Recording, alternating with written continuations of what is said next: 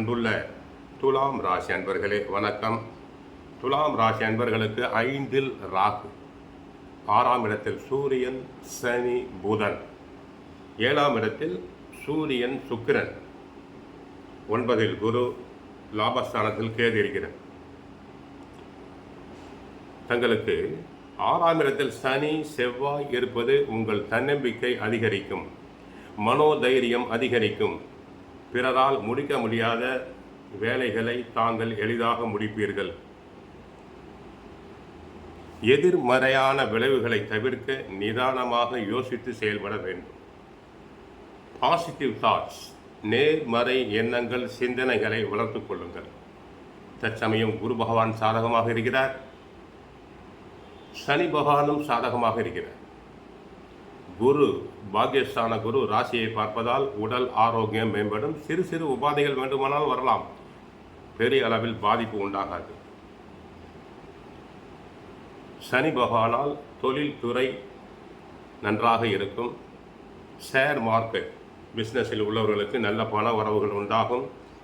செவ்வாய் சாதகமாக இருப்பதால் ரியல் எஸ்டேட் துறையில் உள்ளவர்களுக்கு நல்ல வருமானங்கள் அதிகரிக்கும். என்றைக்கோ வாங்கி போட்ட இடத்தினை நல்ல விலைக்கு தாங்கள் விற்பீர்கள். சுக்கிரன் சாதகமாக இருப்பதால் கலைத்துறை அன்பர்களுக்கு நல்ல லாபம் பெருகும்.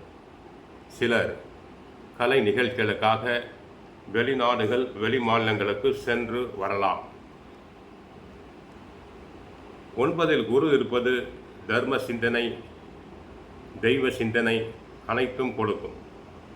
ராசிநாதன் சுக்கிரன் 7ஆம் இடத்தில் அமர்ந்து சொந்த ராசி சுக்கிரனை, துலாம் ராசியை பார்ப்பது மிகவும் சிறப்பு. மனோதைரியம் அதிகரிக்கும்.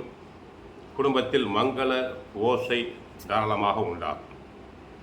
சூரியன் 7ல் இருப்பதால் ஆதிக்க மனப்பான்மை, டாமினேஷன் தங்களுக்கு உண்டாகும். தம்பதியர் ஒற்றுமை முக்கியம். ஏனென்றால் 7ஆம் இடமாகிய கலசரஸ்தானத்தில் சூரியனும் சுக்கிரனும் இணைந்து இருப்பதால் சில சமயங்களில் கணவன் மனைவிடையே சண்டை சச்சரவு வரலாம். உடன் பிறந்தவர்களால் சில நேரங்களில் பிரச்சனைகள் வரலாம். தேவையற்ற பகையை ஏற்படுத்தி கொள்ள வேண்டாம். 19ஆம் தேதி மதியம் 12:31 முதல் 21ஆம் தேதி பகல் 1 மணி 1 நிமிடம் வரை சந்திராஷ்டமம் உண்டு.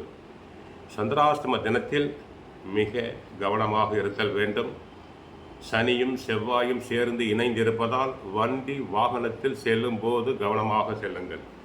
மற்றபடி பண வரவுகள் நன்றாக இருக்கும். தொழில் ஸ்தானம் நன்றாக இருக்கிறது, உத்தியோகம் நன்றாக இருக்கிறது.